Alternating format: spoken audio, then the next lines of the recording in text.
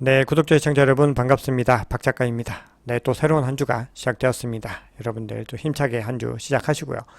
제가 어제 또 시황 영상을 전해드려서 사실 뉴스들은 많이 전해드렸습니다. 그래서 지금 오늘은요, 시장이 어떤 식으로 흘러가게 될지에 대한 어떤 방향성들, 그런 부분들 위주로 좀 정리를 해보겠습니다. 네, 오늘 내용이 도움이 되셨다면 구독, 좋아요, 알림 설정, 댓글 정중하게 부탁드리겠습니다. 네, 우선 이번 주 거시경제에 관련해서 좀 중요한 것들 한 번 더 말씀을 드리면 24일에서 26일에 와이오밍주 잭슨홀에서 세계 경제의 구조적 변화라는 주제로 잭슨홀 심포지엄을 개최합니다. 자, 여기서 이제 세계 주요국들의 중앙은행 총재들과 그리고 이코노미스트들이 총출동하는 정말 대대적인 행사인데요. 이 행사에서도 가장 중요하게 봐야 되는 부분은 25일 오전에 예정된 이 파월 의장의 연설입니다. 여기서 아마도 이 금리 정책의 방향성에 대해서 어떤 힌트를 주지 않을까, 이렇게 많이들 기대를 하고 있죠. 그런데 지금 상황을 보시면 다들 짐작하시겠지만 지금 미국의 경제가 너무 견조하고 거기다가 인플레이션이 좀 많이 하락하다가 지난번에 발표된 지표에서는 좀 반등하는 모습들을 보였죠.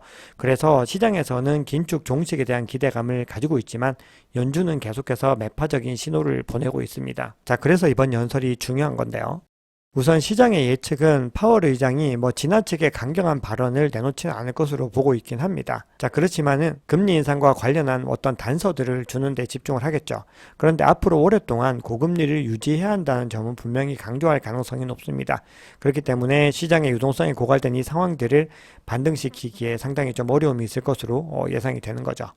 비트코인을 비롯한 가상자산 시장도 지금 거시경제 여파들을 굉장히 많이 받고 있습니다. 제가 반복적으로 말씀을 드리지만 미 장기국채 금리가 지금 계속해서 상승하는 것들이 이 비트코인의 유동성에 더 많은 압박들을 가하고 있죠. 상황이 그렇다 보니까 조그마한 움직임에도 가격의 낙폭이 굉장히 커지게 되는 겁니다. 그래서 지금 보시면 이렇게 크게 낙폭을 기록한 것도 사실은 어떤 직접적인 영향보다도 지금 유동성이 고갈된 이 배경들이 더 많이 작용을 한 거죠. 다행히 비트코인은 지금 하락 움직임들을 멈추고 이틀 연속 조금 반등하는 모습들을 보였습니다. 자, 그래서 어제 비트코인은 0.08%, 이더리움이 0.59% 상승을 했고요. 리플은 이틀 연속으로 좀 큰 폭으로 상승을 했습니다. 그래서 3.59% 상승을 했습니다. 공포 및 탐욕 지수는 어제보다 한 계단 상승을 해서 38로 여전히 공포 상태를 유지하고 있습니다.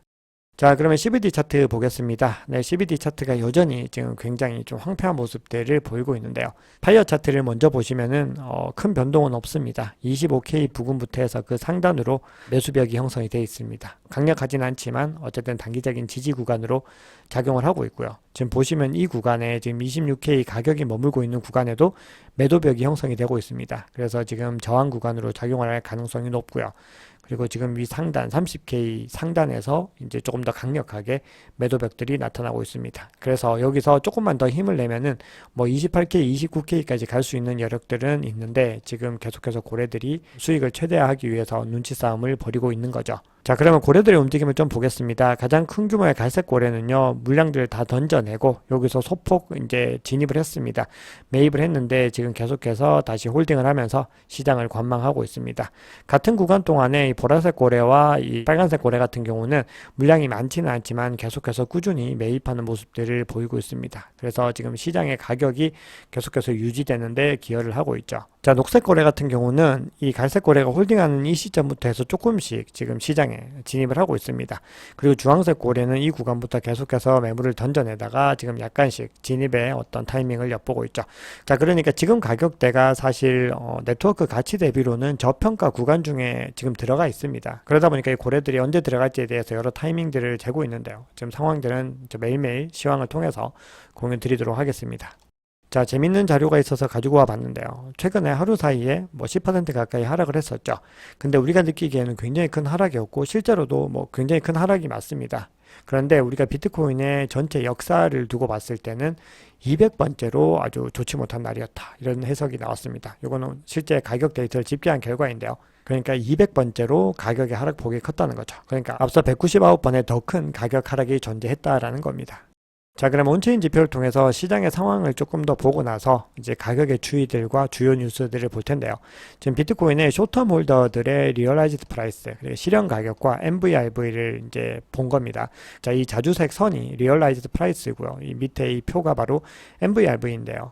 지금 새로운 투자자들, 즉 쇼텀 홀더들의 원가 기준으로 해서 그 이하로 지금 가격이 내려갔습니다. 그러니까 지금 저평가된 구간인 거는 맞는 거죠. 그런데 문제는 이렇게 쇼텀 홀더들의 원가 기준으로 해서 어떤 MVRV를 측정을 했을 때요, 이렇게 손실 구간으로 들어가게 됐을 때 굉장히 오랜 기간을 또 이 구간을 머물렀던 적이 많이 있었습니다. 자, 올해 6월에 있었을 때는 한 10일 정도 이 구간을 머물렀는데요. 그 이전에 어떤 사례들을 보면은 굉장히 오랜 구간 동안 머물렀던 지점들이 있는 거죠. 특히 2019년 상황을 보면은 2019년 9월부터 2020년 1월까지 거의 4개월에서 5개월 가까이를 이 구간에서 머물렀던 적이 있거든요. 그래서 지금 현재 상황에서 네트워크 가치 대비 저평가되어 있긴 하지만 그럼에도 이 추세를 회복하기 위해서는 몇 주의 시간이 꽤 소요가 될 수 있다는 거 여러분들 기억을 하시고 투자를 하시면 좋을 것 같습니다.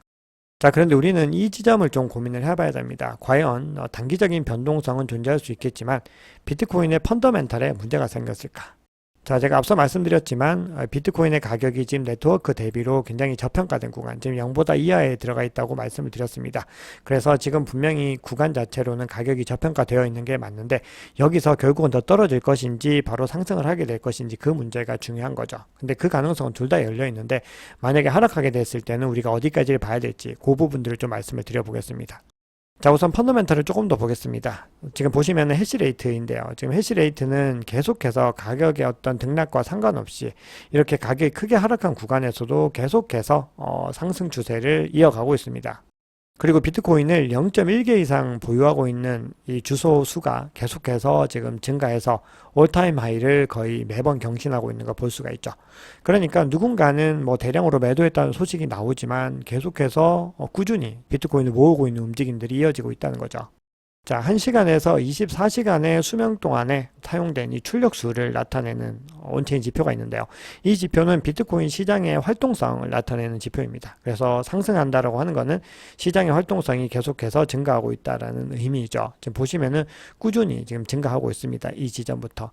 따라서 지금 가격이 지지부진하게 움직이고 있지만 온체인상에서의 어떤 거래 활동들은 계속해서 이어지고 있고 장기 홀더들은 계속해서 주워 담고 있는 모습들을 확인할 수가 있는 거죠.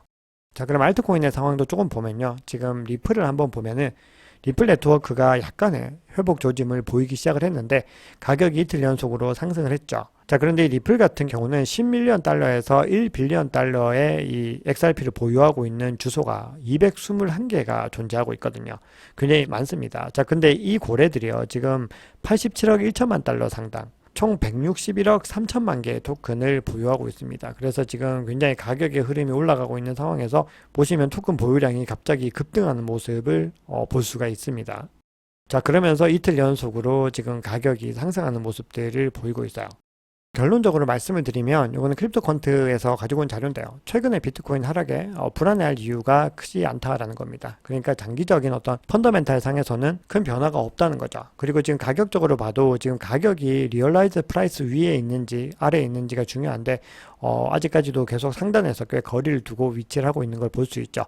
그리고 롱텀 홀더와 쇼텀 홀더의 어떤 비율들을 봐도 지금 현재 본격적인 상승 랠리 전에 나타나는 어떤 움직임들과 큰 차별화가 되지 않는다는 걸 알 수가 있어요. 그래서 지금 최근의 가격 하락은 전체 사이클로 봤을 때는 일반적인 현상으로 판단이 되고 불안해할 필요는 없다라는 것이 일단 전체적인 결론입니다. 하지만 단기적인 변동성은 더 많이 발생할 수 있습니다. 그러니까 지금 수준에서 가격이 충분히 더 하락할 수도 있다라는 거죠.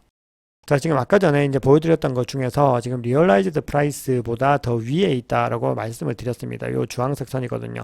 근데 이 파란색 선이 200일 이동 평균선입니다. 지금 200일 이동 평균선 아래로 가격이 떨어졌는데요. 지난 10년 동안의 어떤 추세로 봤을 때 200일 이동 평균선 아래로 떨어졌을 때는 이 리얼라이즈드 프라이스까지 터치했던 경우들이 많이 있습니다. 그래서 지금도 가격의 전체적인 추세들을 봐야 되는 부분들 염두에 둬야 되는데, 자, 그러면 가격이 단기적으로 어디까지 떨어질 수 있을지 우리가 기술적인 분석과 온체인 데이터 분석을 통해서 한번 좀 또 살펴보겠습니다. 자, 지금 비트코인이 24.8K에서 31K 사이의 범위에 계속해서 머무르고 있는 거죠. 근데 최근에 완전히 급락을 하면서 지금 RSI가 이제 보시면은 과매도 구간까지 진입을 했습니다. 자, 그렇기 때문에 지금 가격이 회복하는 것이 더 임박했을 가능성이 높은데요. 자, 이렇게 해서 가격이 만약에 상승을 하게 됐을 때는 지금 파란색 선인 20일 지수 이동 평균선에 도달하는 것이 첫 번째 과제입니다. 바로 28.3K에 도달해야 되는 거죠. 자, 그래서 22MA까지 반등하지 못하면 가격이 24.8K까지 다시 떨어질 수 있고 거기서 20K까지도 하락할 수 있습니다.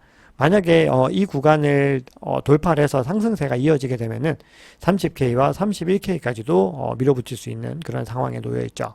앞서 보여드린 건 이제 1일봉이었고요. 4시간 봉으로 한번 봤을 때는 지금 두 개 이동 평균선 자체가 지금 하락 추세에서 약간 평평하게 지금 다시 이제 회복하려는 모양새를 보이고 있습니다. 자, 그리고 RSI는 여전히 지금 과매도 영역에 머물고 있는데요.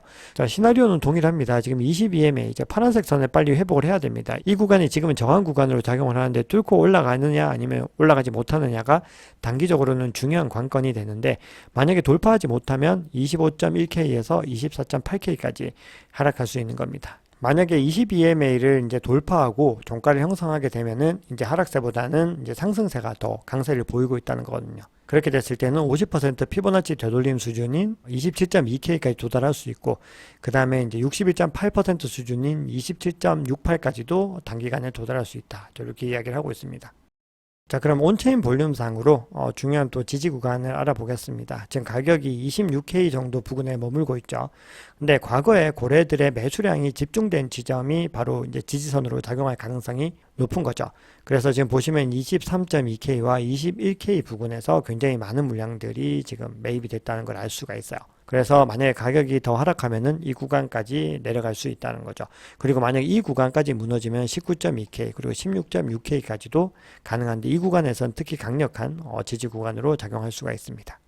자, 그런데 가격에 대한 이야기를 할 때는 늘 좀 조심스러운 부분이 그 가격까지 하락을 한다는 의미가 아니라는 거 반드시 좀 기억을 해 두셔야 됩니다. 매도세가 더 강해져서 많은 물량들이 시장에 더 나왔을 때 어느 지점에서 지지를 할 수 있는가에 관한 부분들입니다. 그래서 지금 상황도 네트워크 가치상으로는 저평가되어 있지만 더 많이 저평가된 구간으로 갈 수 있는 가능성에 대한 부분이라는 것을 염두에 두시면 좋을 것 같습니다. 자, 보시면은 펀딩 레이트도 지금 음의 영역에 위치하는 것을 알 수가 있습니다. 그래서 지금 트레이더들도 비트코인의 가격 하락을 단기적으로는 더 예상하고 있는 모습들을 보이고 있죠. 자, 하지만 시장은 우리는 장기적인 관점으로 늘 바라봐야 하는 겁니다. 장기적으로 봤을 때는 지금 현 상황이 걱정할 만한 상황이 아니다라는 거 앞서 말씀드렸죠. 자, 지금 중요한 변수가 지금 그레이스케일과 SEC의 소송이 아마 이번 주에 나올 가능성이 높다. 이런 의견들이 전해지고 있어요. 그래서 화요일이 될 가능성에 대한 부분들이 지금 계속해서 이야기가 나오고 있는데 만약에 이 결과가 어떻게 되느냐에 따라서 또 가격이 어떻게 반등될지 모릅니다. 지금 비트코인 시장은요, 가격이 지금 지지부진하게 흐름이 이어가면은 뭐 가격이 더 하락할 가능성도 있지만 만약에 이런 호재 소식들이 터지게 되면요, 갑자기 크게 반등을 할 수도 있는 거예요. 자, 그렇기 때문에 비트코인 투자가 굉장히 어려운 거겠죠. 그리고 늘 강조드리듯이 자산을 배분해서 분할로 접근해야 된다는 것도 이런 이유입니다. 자, 지금 포춘에서 비트코인 현물 ETF 소송에서 그레이스케일의 승리 가능성이 70%라고 주장을 하고 있습니다. 만약에 그레이스케일이 소송에서 승리하게 되면은 앞으로 이제 비트코인 현물 ETF 승인 심사에서도 유리한 고지에 오를 수가 있는 거죠. 그리고 지금 가장 가까운 시간에 지금 비트코인 ETF 심사는 9월 2일 블랙락이 신청한 심사권에 대해서 승인 여부가 결정이 되는 겁니다. 아무래도 이번 건은 연기 결정이 될 가능성이 높겠죠. 자, 그럼 장기적인 관점에 대해서 좀 기술적인 분석을 두 가지 정도만 말씀드리고 마무리를 하겠습니다. 자, 이건 머스타치라고 하는 분의 의견인데요. 지금 어떻게 주장을 하고 있느냐 하면 비트코인이 지금 일간 차트 기준으로 봤을 때 무려 20개월 만에 가장 낮은 RSI를 기록하고 있다. 20개월 만에 가장 과매도 구간에 있다는 겁니다. 그리고 거의 1년 동안 저항선이자 지지선으로 작용했던 이 가격대 구간까지 지금 가격이 와 있다는 겁니다. 자, 그래서 이런 상황에서는 RSI가 30 미만에 위치하고 지금 이 구간에 거의 도착을 했을 때 비트코인 가격은 28%에서 60% 사이로 상승을 했다. 그래서 본인이 봤을 때 기술적인 관점에서 약세장을 보일 이유는 찾을 수가 없다. 이렇게 주장을 하고 있습니다. 자, 또 하나의 관점은 데브테크라고 하는 트레이더의 관점인데요. 자, 이분은 TSI라고 해서 True Strength Indicator라는 지표를 사용해서 지금 현재 시장의 상황을 좀 확인을 하고 있는데요. 본인이 TSI 지표로 봤을 때 골든크로스가 일어나는 구간들을 계속해서 집계를 해왔던 겁니다. 과거 사이클에서. 그리고 이 구간에서 매도를 한 사람들은 2년 이내에 끔찍하게 틀렸다는 걸 늘 증명을 했다는 겁니다. 그래서 지금도 지금 골든크로스가 일어나기 직전의 상황이기 때문에 향후 상승 가능성이 훨씬 더 높다라고 이야기를 하고 있습니다. 그러면서 지금 이상적인 시나리오는 비트코인 가격이 5만 달러에 먼저 도달하고 3만 달러 부근에서 지지선 테스트를 한 후에 다시 상승하는 것이 과거의 사이클로 봤을 때는 가장 이상적이다. 이렇게 이야기를 하고 있습니다. 자, 여러분 오늘 준비한 이야기는 여기까지입니다. 오늘 내용이 도움이 되셨다면 구독, 좋아요, 알림 설정, 댓글 정중하게 부탁드리겠습니다. 지금까지 박 작가였습니다.